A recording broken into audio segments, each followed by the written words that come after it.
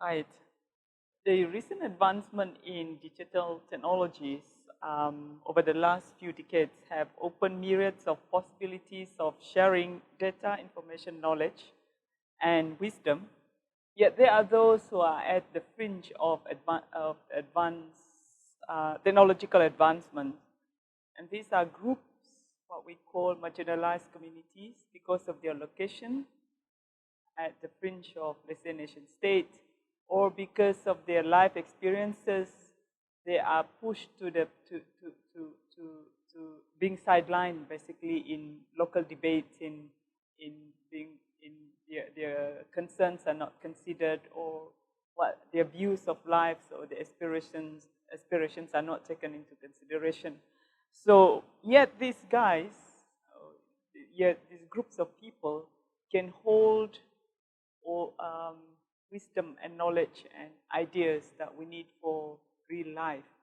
And in this situation, the case that we are looking at the moment is a group of single mothers. They live in the Kelabit Highlands, which is about 140.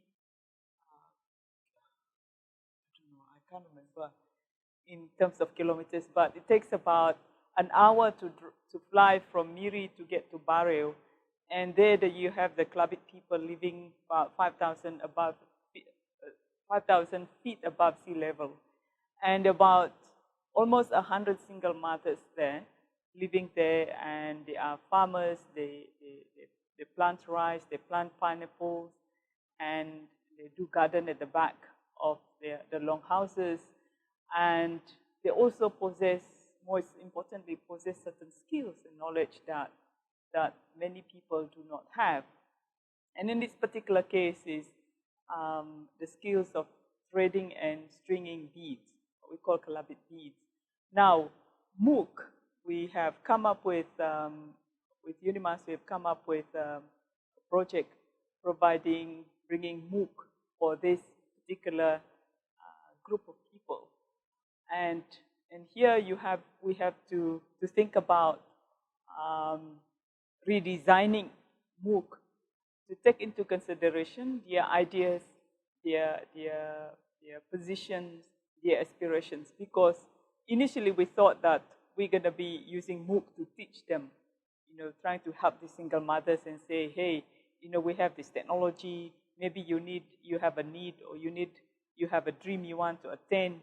That perhaps MOOC can help you to attain that by learning from others, other life skills, perhaps around the world. But it was quite interesting because the single mothers turn around and say, well, we are advanced they are, most of them are illiterate. They say, we are happy because we are advanced in our years and good old age, basically.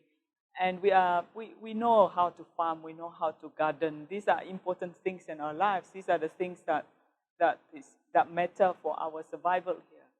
But what we do, what they feel or important is far more important than meeting their own needs, is trying to see how to share the knowledge that they have to the younger generation. And in this case, because most of their grandchildren, perhaps they live far away from them because of migration, living in urban areas and living very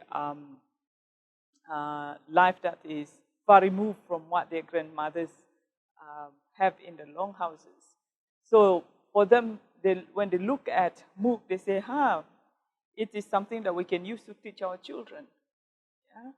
For us to impart this knowledge that we have cultivated, that we have worked for the last 50 or over years, how to thread beads, to make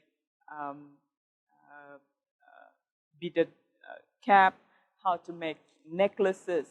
And because all these things are important, if you look at history, beads are very important to the Kelabit. It is a sign of status, and actually it's a sign of wealth, and it carries values like it's heirloom.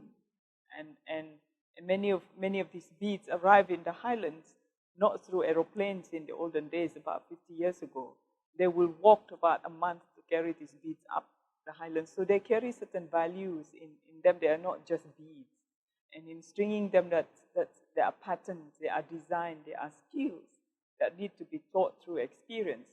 But because of the situation at the moment here, where there is a separation between the generation, the older generation and the younger generation, there is a dire need for, these women feel there's a dire need to capture these things before they die, basically, so that in the future the grandchildren will have access to this so that they can learn. So that to us was really, really interesting, the way they've turned it around and say, this is what we want out of MOOC, rather than trying to say, okay, we'll go ahead with what your design, what you think, what is good for us. So that requires us to kind of think about, to have planning that is sensitive culturally, and to think about the context, to think about how to make it more appropriate culturally, more appropriate to the values of the community, and even in the filming, it was a community, it was a group effort, it was not one-to-one, because that's how they learn. And they learn by sharing with each other in a group. It's not one-to-one like the normal thing that we do in class. So you can see the women singing about the beads and talking about the beads, and learning from each other how to thread and which color to put, the texture of the beads. So they shared all those information. So that's how it is for them. So they see MOOC as an interesting platform to share this knowledge, if possible, to the wide world. Now, the other thing that is quite interesting is, as we film these things and they see the value of it, and they see that people are appreciating the beads or the caps or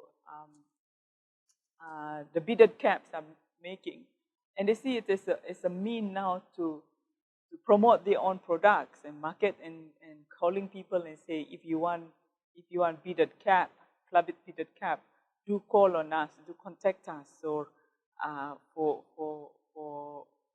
contact us for, if you want, come up with your design so that we can design, or we can string them for you. So that is something that is quite interesting about what's happening up in the highlands.